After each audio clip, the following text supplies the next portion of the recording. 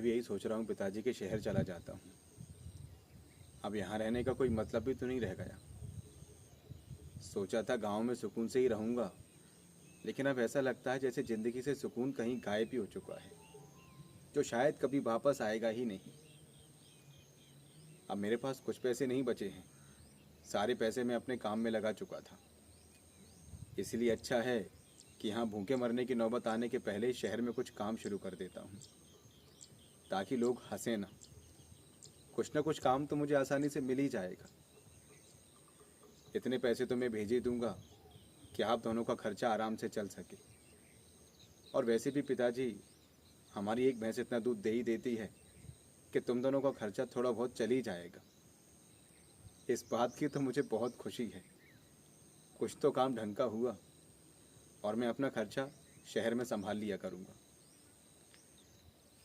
तो मैं आज ही तैयारी शुरू कर देता हूँ। कल मैं शहर चला जाऊँगा। कुछ दिनों पहले मोहन का संदेशा भी आया था कि शहर में काम बहुत अच्छा चल रहा है, तू आ जा। तो मुझे ज़्यादा भटकना भी नहीं पड़ेगा, आसानी से वहाँ काम मिल जाएगा। कुछ दिनों तक उसी के साथ काम करूँगा, उसके बाद फिर अपने लिए कोई दूसरा काम तलाश लूँगा जो मेरे लायक होगा।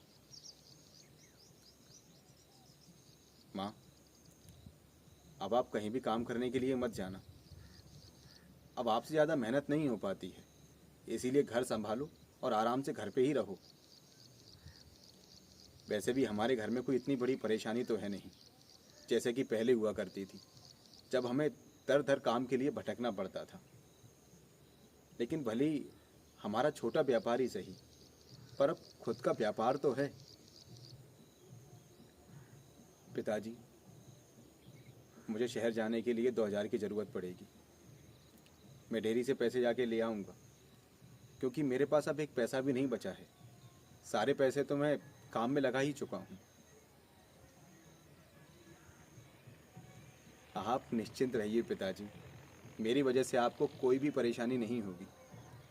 और वहाँ मैं किसको परेशान करूँगा? मेरी कौन से किसी से दुश्मनी है। मैं तो बस इतना है कि सुबह काम करने के लिए जाऊँगा और शाम को अपने घर पे आके आराम किया करूँगा। और वैसे भी मुझे मोहन का वहाँ बहुत सहारा है। जब उन साथ में रहते हैं तो ऐसा लगता ही नहीं है कि मैं घर से दूर रह रहा हूँ। ऐसा लगता है हम घर में ही तो रह रहे हैं। पहले हम साथ में रहते थे, एक साथ में काम करते थे, लेकिन मैंने सोचा गांव आ जाता हूँ तो सब कुछ ठीक हो जाएगा। लेकिन शायद किस्मत को तो कुछ और ही मंजूर है। आप चिंता मत कीजिए पिताजी। जब तक इंसान हिम्मत ना हारे तब तक हालात उसे झुका नहीं सकते हैं।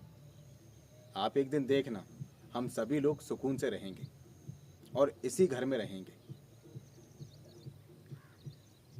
मैं अभी डेयरी पे चला जाता हूँ, पैसे लेके आता हूँ। सुबह जाने की तैयारी भी तो करनी है। ठीक है।